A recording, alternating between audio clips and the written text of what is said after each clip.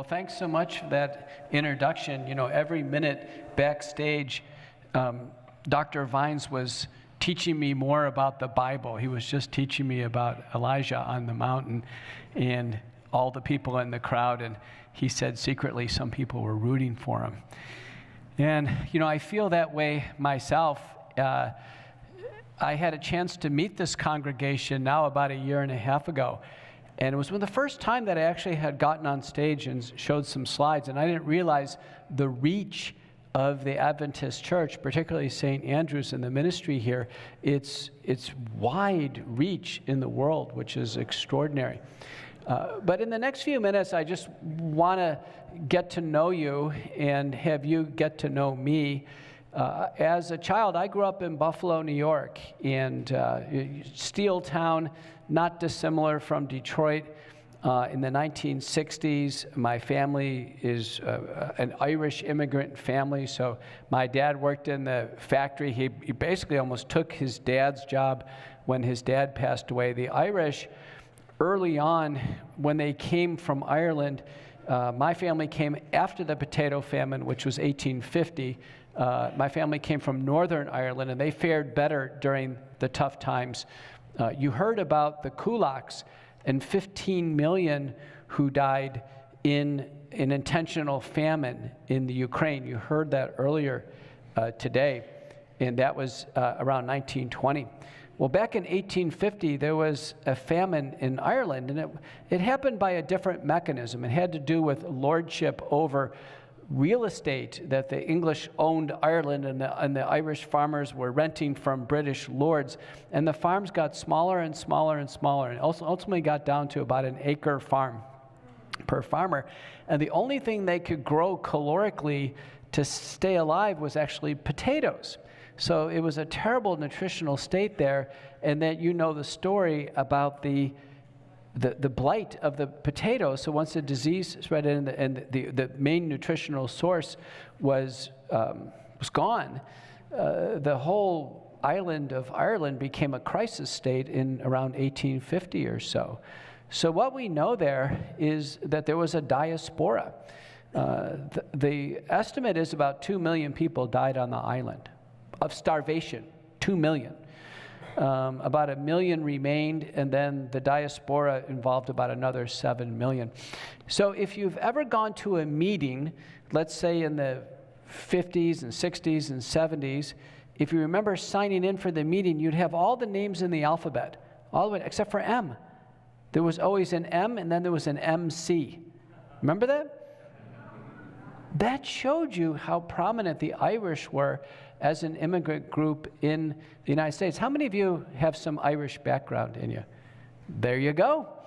It's always about 25% of Americans have some Irish in them. And of course, the Irish diaspora went to Australia, New Zealand, and all over. So when my family had come from Northern Ireland, and they were processed. They went through Ellis Island, and they were processed. They stayed in the in what's called Hell's Kitchen, or was called Hell's Kitchen in New York City, and they lived in very close proximity to one another. And so the disease of the day at that time was streptococcus, streptococcal pharyngitis. So it turns out that my great-grandmother, after bearing 10 children in Hell's Kitchen, died at age 32 of Bright's disease. Bright's disease was post-streptococcal glomerular nephritis. Now, my grandfather, because on both the maternal and paternal sides, they actually lived side by side with one another. My grandfather, ultimately in Buffalo, New York, died of rheumatic heart disease. So he had mitral stenosis, and at that time in the 1960s, a high-risk, what's called closed commissurotomy, a type of surgery to try to break open the mitral valve to get some blood flow through it, and he passed away with that. So the Irish had a history of death due to disease. It was kind of already in the potato famine, the difficulties with various infectious diseases. And remember, in the United States, we had problem after problem, particularly yellow fever. A lot of people don't remember this, but yellow fever took 25% of the population of New Orleans and of Memphis and all the way up, even Philadelphia at the time. And that's where the word quarantine comes from. Quarantine actually stands for 4 weeks. And the ships used to, outside New Orleans, have to stay out in the ocean for 4 weeks before they'd come in to make sure that they didn't have yellow fever. So there's like a whole history that's all wound up in here in terms of the vulnerability of mankind and infectious diseases. But I grew up there, and economic hard times fell in the 1970s, early 1970s, and before we knew it, the factory jobs had gone away, and we didn't have any money, and we got to the point where we lost our car, lost our house, lost everything. And so we packed up the car and drove to Texas because we had heard at that time that there was work in Texas. So we got across the Red River, and we landed in Wichita Falls. And so I ended up starting school that year, living in a hotel room, a one-room hotel room in Wichita Falls. And then we, started out a new beginning in Texas, which was great for our family. So many people, the pioneering spirit had already gone on for 200 years. It wasn't going to stop in 1970. And so from the time we lived in Texas to now, the population's more than doubled. A lot of people don't realize that. From the 1970s, it's really been an extraordinary time. So I finished school in Texas. I went to Baylor University undergraduate, the University of Texas Southwestern Medical School. I finished top in my class. And then I went on to residency at the University of Washington in Seattle. I did 3 years of service work, and at the time it was common, 30 years ago or so, to do service. And so many of my fellow residents in Seattle became CDC officers, or they were already in the military, or they did some form of service. I did rural health service, and I was stationed in Grayling, Michigan. That's how I came to Michigan. So I was up in northern Michigan and covered up there the small hospital. Myself and Chuck Williamson from Duke came. So Chuck and I were the two internists in town. We didn't have any specialists, a lot of hardworking doctors. We ended up having to cover Rogers City when it was open, and Kalkaska and Gladwin, and we really were kind of all over trying to, as a patchwork, deliver health care in northern Michigan. And so in the third year of that, I had decided I needed more training in epidemiology and statistics, and I went to the University of Michigan in Ann Arbor, and I studied epidemiology there, and then did my fellowship at William Beaumont Hospital, and then I was fully baked as an internist, a cardiologist, and an epidemiologist, well-trained, and I launched my career and became married after residency and had 2 children. We raised our kids in Northville, Michigan. And I'd consider our nuclear family as being solid. We were what I would consider reasonable Christians. I was baptized in Knox Presbyterian Church in Kenmore, New York, and we went to a Presbyterian church in Northville. My wife is interesting. She is a Christian Palestinian. And it's common in Southeast Michigan to have a lot of Arab Americans. All of you know that. And her family was of historical importance in Palestine. So my wife's grandfather was the assistant governor general under Samwell, who was the lord, if you will, of Britain through the British Mandate, who was overseeing the nation building of Israel. And my wife's, on her father's side, her grandfather was the station master of the Palestinian Railroad. So the Palestinians had, full railroad system, full educational system. And at the time, there were about 70,000 original Jews who were right near the ocean in a town called Acre. That's largely where they were.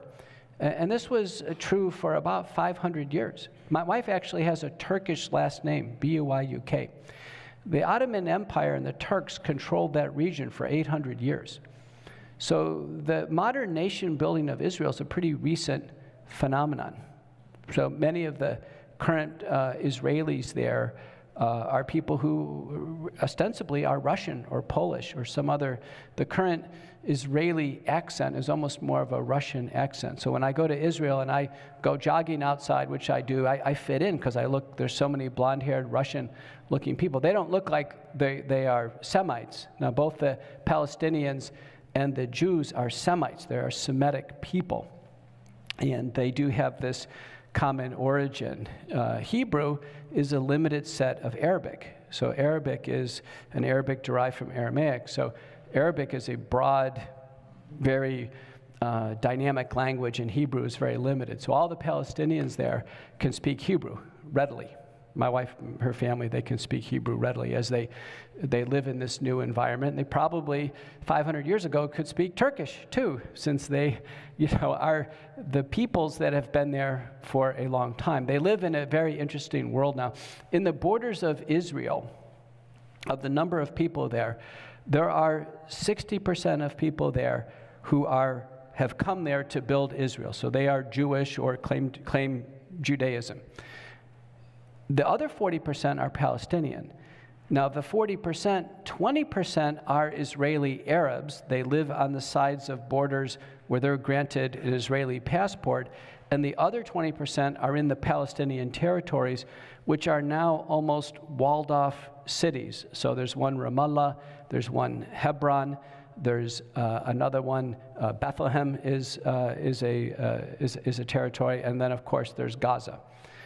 And so the Palestinians, they all obviously related to one another, and they intercommunicate. Some are on one side of the border, one side of the other. But the ones that are in the Palestinian territories, they have their own democratically elected governments. They have their own social security system, their own educational system, their own universities. They have their own medical school.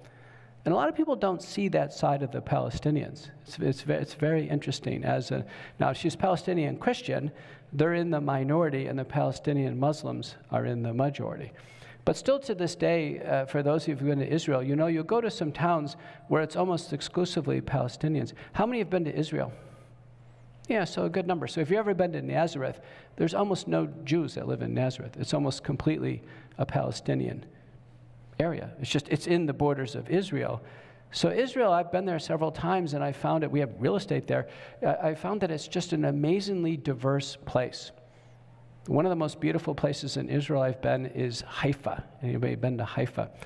And an incredible side of a mountain's been purchased by this group of people, and they've built a wonderful sculptured garden, and it's called the Baha'i Temple in Israel. But one of the things I've concluded by going through Israel is that it'll never be a Jewish state.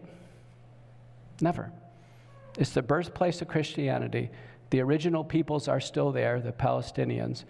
There are Druze, which are early kind of a Jewish sect that has a little different beliefs. There's Messianic Jews. There's Franciscans, Christians. If you go to Jerusalem, the different quarters. You realize by its nature, it's an incredibly multicultural, diverse place. And century after century after century, there's one ruling group after another that wants the entire place to be ethnically cleansed, and it's just not going to happen. It's just not going to happen. The current regime wants it to be a Jewish state, and it's just with 40% of people who are doing something differently, including Christians, Muslims, and others. It's just not going to happen. And I think that's the tension with how things are presented to us. I learned this after 35 years of marriage.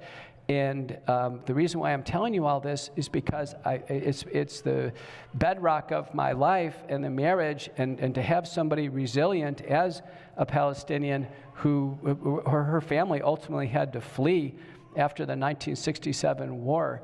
At that time, the Israeli Defense Force had gathered up. The tide had turned in that country. And when they came to where my wife's house, they took the women and children to a, quote, refugee camp. They took the men to a prison work camp for the Israeli Defense Force, and they moved in Polish families and Russian families into the family house that they owned for hundreds of years. And so, after they had 2 or 3 years of that, they finally regathered, and then they ultimately took a plane to Toronto, and they declared political asylum there, and then they established in Toronto. That's where my wife grew up. But it's the fact that she's a Palestinian and she's Christian, and it's a very ancient line of Christianity, and she's resilient, is very, very important. So my life was perfect as an academic. I had all the wonderful privileges of travel and fame and consulting and publishing. I had given grand rounds in almost every major institution in the United States, had a sterling track record. I was studying how heart and kidney function interrelate to one another. And then COVID-19 hit, and I did instinctually what I thought I should do, and that is try to save every life that I possibly could through my scholarship, my clinical care, my research, my authority in the country to do so. And I learned within a few weeks that something dramatically was wrong. Doctors who were my friends all over, including ones at Beaumont and University of Michigan and Baylor and Dallas, were basically letting people die and get slaughtered by this virus. And I couldn't understand it.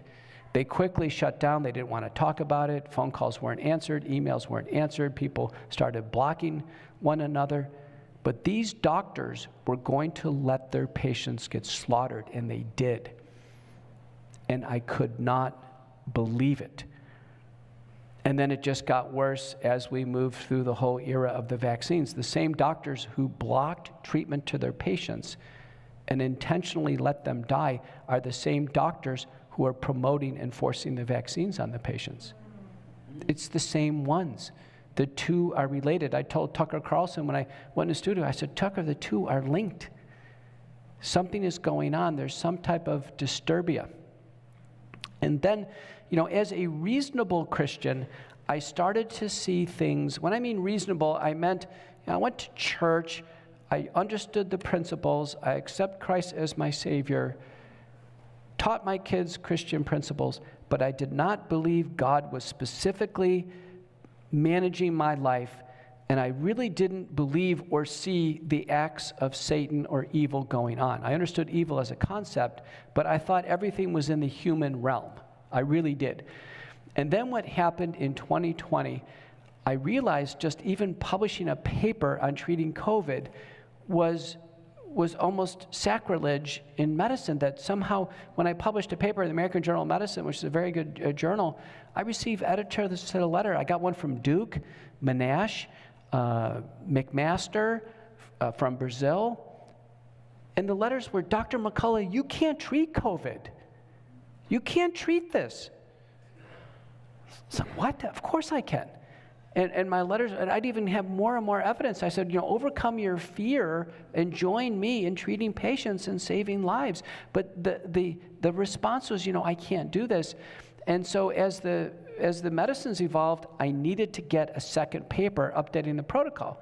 And at Baylor, we have the wonderful luxury where in American Journal of Cardiology and the Proceedings of the Baylor University Medical Center were published right in our offices. So I organized a paper to go in the Proceedings of the Baylor University Medical Center, and I went through all the peer review process. I got the comments. I made edits. There was a final editorial decision. It was accepted for publication. Copyright fees, galley proofs, publication fees, everything. It's done. It's a done deal. It's forever going to be permanently in medicine. And then each day, by that time, I was called to the U.S. Senate, and I needed to cite that paper with the protocol in it. And I was waiting, and I was waiting, and I was waiting, and I was waiting, and nothing happened. And I kept contacting the publisher, and Taylor and Francis, and finally, Taylor and Francis, I finally got somebody on the phone, and they said, there's a problem with this paper. A problem would have been 2 months ago. This is already a done deal. It's already vetted. You already paid. The publication fees are substantial. I already paid them. It was done. They said, you have to go talk to the editor, who happens to be right down the hall from me. So I went right down the hall, and I talked to him. This is a senior editor, someone who's one of the most published people in medicine, the longest-standing editor of major journals, and Dr. Roberts. I said, Dr. Roberts, is there a problem with this paper? He goes, I've never seen this before. In 40 to 50 years of editing, this paper has been retrieved out of the National Library of Medicine, and now there's an administrative complaint that it overlaps too much with the first paper. The National Library of Medicine is a computer database. It's not operated by people. It's a computer database. There's something like 20,000 entries made per day. It doesn't do matching up of one thing versus another thing. It doesn't have this, all the overlap with prior papers, all that's vetted ahead of time. In fact, all that was vetted. I had a whole transmittal of what had happened. And when that happened, my face turned beet red. And I knew that something extraordinary had to have happened. It had to. It's impossible for someone to fish that out. It's impossible for someone to actually be able to ID this and realize that another treatment paper is coming. It's impossible. It is physically and from a computer technology impossible. I went home that night and I told my wife, I think that is an act of Satan. I think Satan had directly intervened in my life. And as things became more tense through 2020, I was called to the U.S. Senate, and I was the lead witness in a historic set of hearings, November 19th of 2020. I had to submit a U.S. Senate biography. I had to I got a speech writer because I had a 5-minute opening statement and it has to have a certain format. So I hired a speech writer in Washington, and I did this, and it was negotiated with the Senate. It was accepted, and now all I had to do was read my speech. That's all I had to do. And my wife and I went to Washington. I was in the Kimpton Hotel, probably 600 rooms, and there was 3 people in the entire hotel. All of Washington was shut down. All the Starbucks around was shut down. We literally walked like 3 miles to find a restaurant open, and we went past the Smithsonian. Everything was closed down. I realized, wait a minute, Washington in the fall of 2020 was shut down. Our government wasn't meeting. Everything had been dissolved. So that night I was practicing my speech, and my wife was timing it, and she goes, "You're not making it in 5 minutes. You're not making it. You're not making the time." And I just am not a good reader of a message. My habit is to do what I'm doing now, to do it with no prepared comments. I prepare it in my mind, but I speak extemporaneously. So I went to bed that night. I didn't sleep well. I was about on day 17 of COVID. I was recovering from COVID. I had a relatively severe case, so I was on steroids, and I wasn't sleeping that well. I hadn't had my hair cut in months. And so there I am. I'm on the Senate floor. Opening statements are given by Senator Johnson, who is the majority chairman, and then opening statements by Gary Peters from Michigan, who is the minority chairman. And Senator Johnson has no mask on. He's handsome, he's brilliant, and he's saying, I'm bringing doctors here to tell America where they have found success in treating patients. And Gary Peters left a black mask on. And Gary Peters said, well, what we're going to hear today, what I don't want America to do is to have any hope. He meant to say any false hopes, but it slipped out that he didn't want America to have any hope. He didn't want America to have any hope, and I'll just never forget that. Senate chambers are relatively empty. Most people aren't there. Some people are online. We're supposed to have Mitt Romney and Kamala Harris, and all, everyone's in absentia. So after the comments, I'm the first witness, and Senator Johnson said, Dr. McCullough, he introduces me. I look at this impossible 700-word speech in 5 minutes, and I look at it. I look at my timer, which I have 5 minutes, and that's it. And then I just turned that speech over, and I just went. And at that moment, I felt like a jolt of lightning went into my body. And my voice changed. I became aggressive. I became hyper-focused. I didn't miss a single word. I didn't stumble on a single point. I showed my protocols. I was clear. And when I concluded, I had concluded that American lives were being lost because early treatment was denied. And I had concluded that academic fraud had occurred in the literature, and I used those words. But when I finished and I looked down, it was 5 minutes, not a second more, not a second later.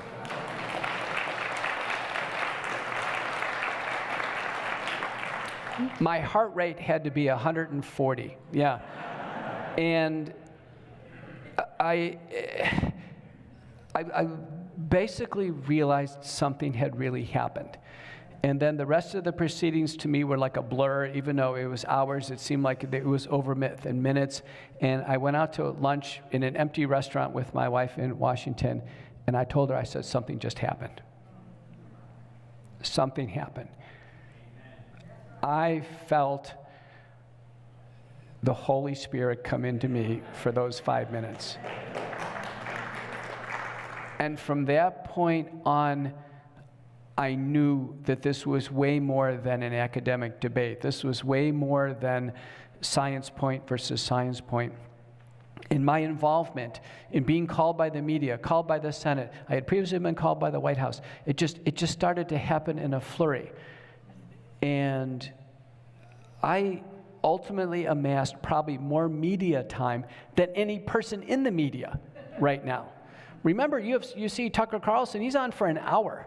There were some days I would be on 16 TV shows in a day. And it just kept happening and happening and happening. And what I had concluded, and what I got in the habit of doing is, for instance, I'm on a frequent contributor group on Call for Fox. When I go to the Fox studios, they're very nice. They pick me up in a car and send in a makeup crew, and I go through all these steps.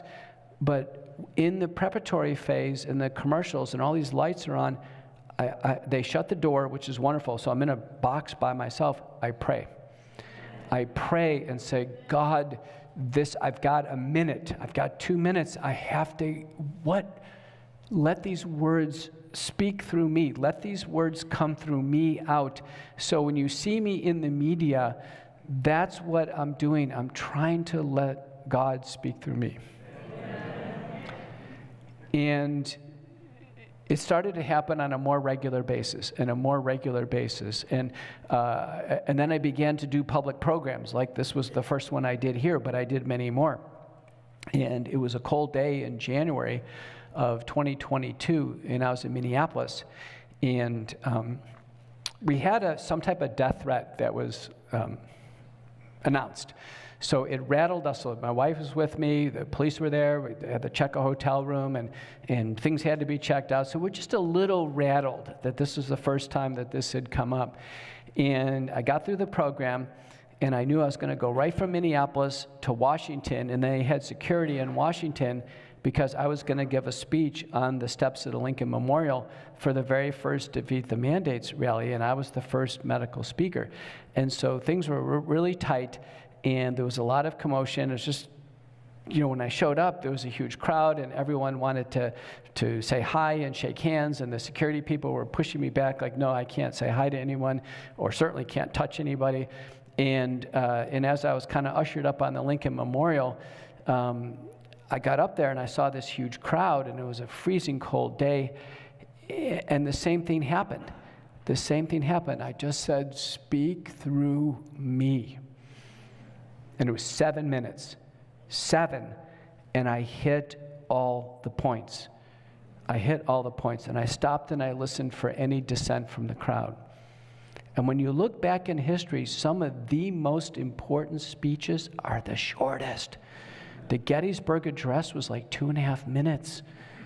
This is really important. So it started to happen over and over again. And then through this period of time, my interpretation is the acts of Satan have been directed towards me and people in my circles, and probably towards you.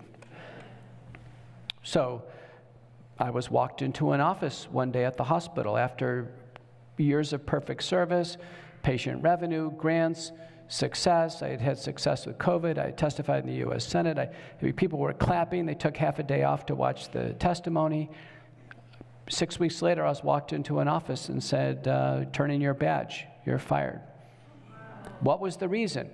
No reason. No reason. So it violated the contract, it violated due process, didn't matter. So I scramble, I have to transfer my practice and transfer all the insurance contracts and just a tremendous amount of work for a doctor who's busy to now transfer a practice. So I did it within the same medical center, reset up shop there, working now at just a fraction of my prior salary, but at that point in time it didn't matter. What mattered is taking care of my patients and having a presence. And then I have more media exposure. And then the next thing you know, I start receiving certified letters or emails. Stripped of a professorship at one university, stripped of a professorship at another university, for no reason. No reason. Now, let me tell you what, a professorship's a big deal. There has to be a faculty senate hearing, there has to be points made, discussions. I mean, if I committed an act of moral turpitude or something like this, there would be all this investigation. There was nothing. It was just a very sterile letter. You are stripped of this title. And then a follow-up letter. If you ever use this title publicly, we're going to sue you. Then editorships. I was the editor of 2 major journals. Again, no due process, no editorial meeting, no courtesy call, no transition plan. Just you are terminated as editor-in-chief. Then it kept going. I was stripped of every National Institutes of Health committee that I've been on, some for decades. Every pharmaceutical company committee. Pharmaceutical companies have nothing to do with vaccines. NIH committees that have nothing to do with COVID. And it just kept going and going and going. Recently, 2 weeks ago, I got a letter from a French company being stripped of chairmanship of 2 day safety monitoring boards, which I've been on for, just a long-term investment. These acts take effort. They're expensive for the people doing them because they have to find people to replace me. They have to recontract. This is not a minor thing. People doing this are hurting themselves. They're not benefiting at all. I probably have 24 of these in my book, Courage to Face COVID-19. By the way, I have 3 copies for the 3 best questions. For Courage to Face COVID-19, it tells the story that I'm telling you today. And there's a chapter in there called The Stripping. And it almost has this religious analogy, right? The stripping of just how I'm being stripped. Now, it's not painful. I'm not in any pain. It's humiliating. It's a public thing. But it's really come to a head last year. In May, I get a letter from the American Board of Internal Medicine, which certifies doctors as internists and cardiologists and other specialists. And the American Board of Internal Medicine said, you have violated our COVID misinformation policy. Turns out that in September of 2021, the ABIM enacted a COVID misinformation policy. But they didn't tell doctors what they consider misinformation or not information. They didn't give us teaching modules, talking points, or anything. No, we do lots of teaching modules. We do lots of compliance. We sign off on all this stuff. Nothing. So they come up with this policy of September of 2021. They went back in time in March of 2021 and said, aha, what you said in the Texas Senate is misinformation. We disagree with you. And here's the reason why we disagree. So I do a rebuttal letter to them. They go into deliberation. They have this committee of people who don't have any experience with COVID, no experience testifying in any public setting, really kind of a junior group of doctors. And they come out of this meeting and they convict me of COVID misinformation, and now have said that I am being recommended to be stripped of my internal medicine and cardiology boards. Stripped. Now, I did 3 years of medicine residency at University of Washington. I did 3 years of cardiology fellowship at William Beaumont Hospital. I've passed all the exams, did very well. I finished, number 1 clinically in my class in medical school. I have a perfect, flawless track record as a clinician. The only thing this board should care about is somebody competent as a specialist and as an internist. That's the only thing. Did they pass? Are they in good stead? Did they do a residency and fellowship? Now I've had to lawyer up and do this very arduous appeal process to the same kangaroo court that's convicted me of misinformation, which isn't provable or not provable. And all my statements, as I've made referenced and cited, I am as tight with the data as anyone out there. And so I'm on the precipice now of being decertified. So I may be the first public figure to be decertified, that is stripped of residency and fellowship for no clinical reason. I won't be able to contract with insurance companies anymore, so I won't be able to hold hospital privileges anymore, so it's dissolved. So my whole career begins to dissolve. So that at the time the American Board of Internal Medicine announces that I've been convicted of COVID misinformation, within a few weeks I'm called into an office with my current practice at the same medical center, very good private practice, 2 years of stellar track record and building patients and referrals and all this success, and I'm told that I'm fired for no reason. For no reason. So I go home that night and I tell my wife I've been fired for no reason. Now the doctors who fired me, they were my friends. One guy I went to medical school, they literally were looking at the table. They wouldn't look me in the eye. You're fired, and they just seemed so uncomfortable. No vitriol, they weren't mad at me. They had some type of darkness in them. They were almost trembling and sweating. They were overcome with fear. Fear is in their bodies. The body language of fear. I've learned to recognize it. I've learned to recognize it.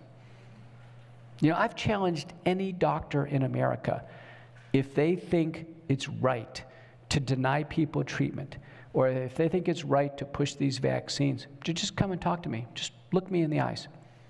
Not a single one. I can't get a bad email. I can't even get a bad text message from one of these doctors. None. It became so crazy that somebody in our group who's got a lot of money, he's offered millions of dollars. If anybody would just come up and talk to Dr. McCullough, I'll pay you $1 million. No one will do it. No one will do it. And when I see people in the hallway. I still have a few more clinic sessions before I am out of my current position. The doctors just look at the ground. They just look at the ground. They cannot look me in the eye. The nurses know what's going on. They know what's going on. But the doctors cannot look at me in the eye. It is a sign of incredible burden that they must have. I've come to conclude they must have the presence of Satan within them. Nobody is chattering. If doctors really knew that not treating patients was immoral and unethical, if they really knew that these vaccines were killing patients and they still did it anyway, they couldn't handle the guilt. They would be chattering. There's no chatter. The doctors took the vaccines themselves, and they still are taking them. So doctors divided. There's 1 million doctors out there. There's maybe 500 to 1,000 who vociferously said they're not taking the vaccine, 500,000. And then there's about 100,000 that didn't take the vaccine and don't think it's safe, but they won't say it. And there's probably about 900,000 who took it. I've seen one estimate where it's 96% of cardiologists or doctors have taken the vaccine. So the doctors are in on this completely. But I do believe it is clearly a spiritual battle. I think what we're seeing are acts of Satan. Yes. You know this.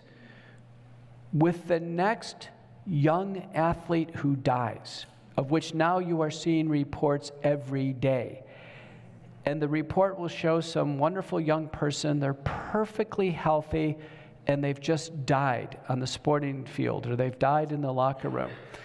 And there is some type of report like, you know, it was good to know them while they were here, and we need to appreciate people, some type of language, but then never any cause of what's happened, and never really any reaction from the parents, and then it's gone. It is gone. The parents don't speak out. There is never a mention of whether or not they took a vaccine. There's never a mention of whether or not they had COVID. There's not a mention of anything. It's as if they are just disappearing, just like a flicker of light and it's gone. Person after person, probably today while I'm speaking, there'll be a few more. And every time there's never any mention. Never any mention. And actually, if they have taken the vaccine in the past, quickly Google and all the search engines change where you can't find it. Somebody has to be really skillful to say, look at, oh, they took the vaccine. The Irene Cara, the woman who sings Flashdance song, that happened to her recently. And she died, and the write-up said she died, and we don't know what happened. Somebody dug it up somewhere, and she just took the vaccine on her birthday, and she had tweeted that out or what have you. It was already scrubbed from Twitter, but someone had found it. Each time. So when Damar Hamlin, the Buffalo Bills, has a cardiac arrest on the field, within 24 hours, they had raced a film crew out to me. I was in Colorado. They wanted my commentary. And I had listened for 24 hours to commentary. Media person after media person, current player, former player, doctors, not a single person would mention the possibility of vaccine-induced myocarditis and sudden death. It was a straight line. The straight line was the U.S. government paid the NFL money in 2021 to push the vaccines to the COVID community core. The NFL was trying to decide what to do. The FDA came out and said the vaccines cause myocarditis. That means athletes cannot have myocarditis and be on the field. Athletes really can't take the vaccine. Then the NFL in the midsummer of 2021 says vaccine mandate. And then for 8 months, the players were mandated to take the vaccine. NFL proudly says 95% of players took the vaccine. I told Tucker Carlson a week ago, I told Laura Ingraham this week, it's a straight line. It is a straight line. Any doctor who is not considering the vaccine is in some form of a trance, some form of a fog, if they're genuinely not considering the vaccine. I think there's a psychological phenomenon going on. I think when people have this inside their body, they cannot possibly imagine that the same thing could happen to them. The reason why the players look so nauseated and all the commentators were pale is many of them were thinking, oh my gosh, could I be next? That's what they were thinking. Could I be next? Could I be next? The vaccine and everything it is and everything how it's been utilized could be conceptualized as an instrument of the devil. It meets all the characteristics for such an instrument. Divides people, makes people sick, makes people question themselves, removes joy, removes clarity, creates more confusion, more self-doubt, all in a single shot. And you know what? It could be an instrument of the devil if it was saline, if it was placebo. It could still be an instrument of the devil.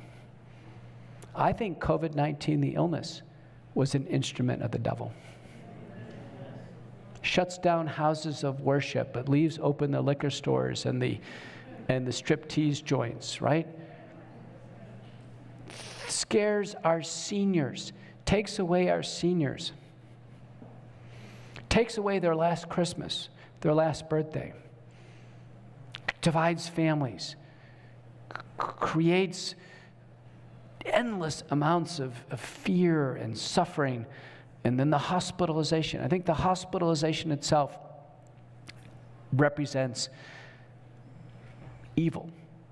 Hospitals themselves now, instead of being places to get well and recover, now are viewed as death traps. And it is true. And the horrors that have gone inside hospitals are unspeakable when it comes to COVID.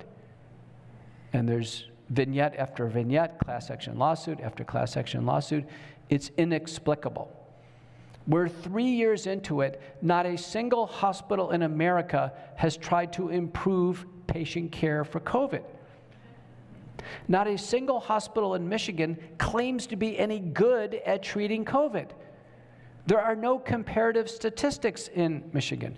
Nobody has any outpatient protocols at any one of the major universities in Michigan to even treat COVID, let alone handle a vaccine injury. Michigan is a great place for science and medicine. Michigan is completely devoid of any excellence or bravado in COVID-19. Zero. It's beyond any conception. The only thing that could keep University of Michigan down right now, University of Michigan is lower than the lousiest hospital in India right now when it comes to innovation in COVID. The only thing that could keep University of Michigan down is some type of prevailing force that is pure evil. It's the only thing that explains it. You can't get in the minds of thousands and thousands of people without having some type of explanation. And the same thing is true for the Karolinska Institute in Sweden, and the same thing is true for the best hospitals in Japan. It's worldwide. It's worldwide. When COVID-19 hit, it came in the minds of people to hurt other people in the context of COVID. It came into the minds of people to do nothing for people with COVID and to impede anybody who was trying to help them. And now the vaccines, it's come into the mind that no matter how bad they are or how ineffective they are going to be forced on people with no exception. It's in the minds of people all over the world simultaneously, and they're thinking the same way. They're thinking the same way. And Dr. Vine's lecture to me really opened up my mind to what's really going on. A larger prevailing ideology that, because it's so synchronized and it's so worldwide, it can't be due to Twitter. It can't be due to some memo that was sent. It's too big. It's too big. So my personal journey, in summary, is that I think through all this, I don't feel worthy, but I think I've been called. And I think my mission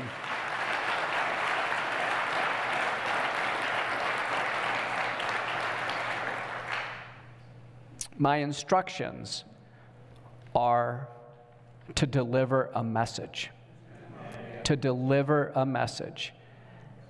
And as in so many examples in the Bible, being called means sacrifice. The two go together. And I can't tell you how many people have come up to me, billionaires have come up to me, oh, I want to get a picture with you, I want to meet you, what have you. And they, listen, I really like what you're doing. I said, listen, you're a billionaire. Do you know what good you can do for the world? I said, well, I want to stay behind the scenes. Everybody in this great controversy that we're in right now doesn't want to lose anything.